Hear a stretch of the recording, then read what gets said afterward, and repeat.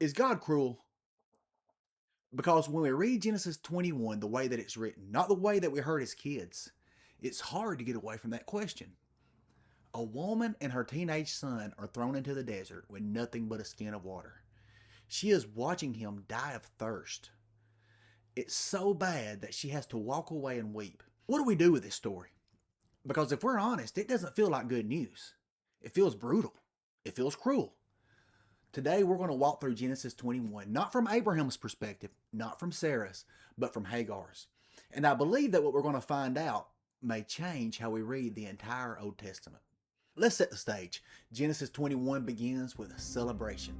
Isaac, he is the long-awaited son of Abraham and Sarah. He's just been weaned. Now, this wasn't a gender reveal. This wasn't a baby shower. This was a big deal.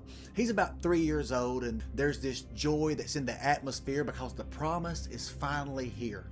But in the middle of the celebration, Sarah sees something that makes her crash out.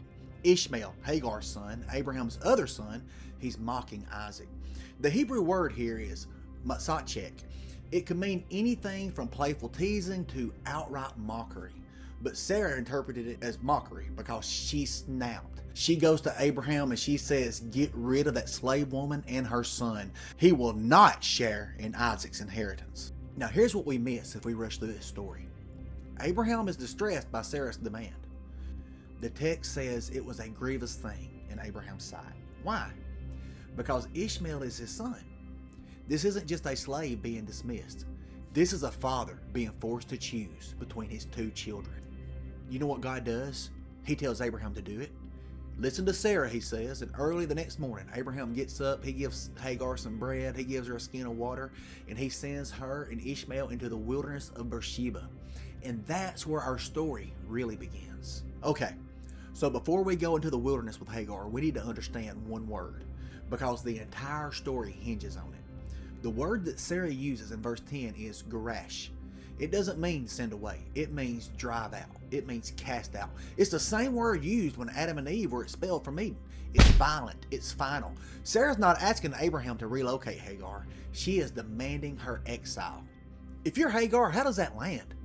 The God of Abraham, the same God who promised you a future, that God is now signing off on your banishment. So, is God cruel? Genesis 21:14 says, Abraham sent them away early in the morning. Why early? Maybe he couldn't bear to watch them leave in the daylight. Maybe he didn't want Isaac to see them go. Hagar and Ishmael are wandering in the wilderness of Beersheba. The text doesn't tell us how long, but we know that eventually the water runs out. Verse 15 tells us this. When the water in the skin was gone, she put the boy under one of the bushes. Ishmael is lying there dying. He's probably 14, maybe 15, 16 years old. He's not a toddler anymore. He's a teenager. And Hagar, this woman who has survived slavery, she has survived oppression, she has survived being an outcast. She just can't bear to watch her son die. So she walks away. She went and sat opposite of him a good way off, about a distance of a bow shot. For she said, let me not look on the death of my child. A bow shot, that's about 100 yards. Close enough to hear him cry, but far enough that she doesn't have to watch. And then the most heartbreaking line in Genesis. And as soon as she sat opposite of him, she lifted up her voice and wept. She doesn't pray, she doesn't cry out to God, she just weeps. Because what do you say to a God that sent you here? And then verse 17. And God heard the voice of the boy, not Hagar's voice, the boy's voice. Ishmael is crying out, and God hears him. And the angel of God calls out to Hagar, fear not, for God has heard the voice of the boy where he is. Do you see it? Ishmael's name, Ishmael, it means God hears. His name is the answer to the question. God has been listening the whole time.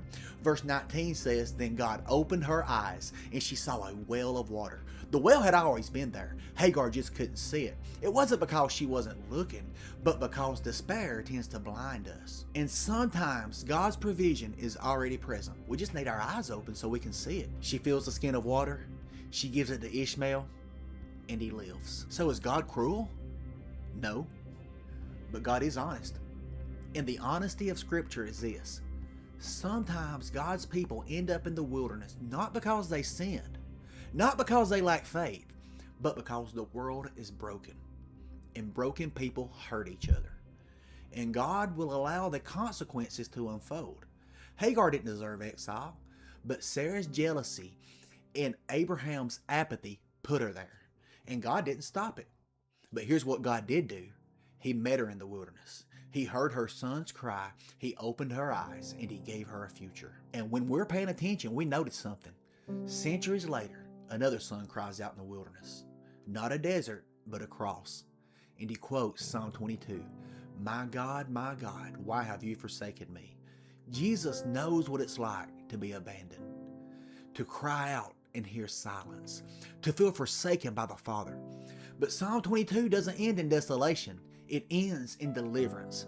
In Psalm 23, the very next psalm begins with, the Lord is my shepherd. He leads me beside still waters. You see, Hagar's story is ours. We all end up in the wilderness at some point. We all cry out. We all wonder if God is listening. And the answer is the same. He hears. He has always heard. And when the time is right, he opens our eyes to the well that has been there all along. One more thing before we go. Genesis 25:9 tells us that when Abraham died, both Isaac and Ishmael buried him together. Two brothers separated by jealousy, exile, and years of silence. They came together to honor their father. Reconciliation is possible, even after the wilderness, even after the exile, even after the trauma. So if you're in the wilderness right now and you feel abandoned, if you're crying out and you're hearing silence, I want you to know that God hears you. He has heard you the entire time. And when the time is right, he's going to open your eyes. And if this resonated with you, I would love to hear your story. Drop it in the comment below. And if you want more deep dives into stories like this, hit that subscribe button. I sure do appreciate you watching, and I'll see you on the next one. God bless you.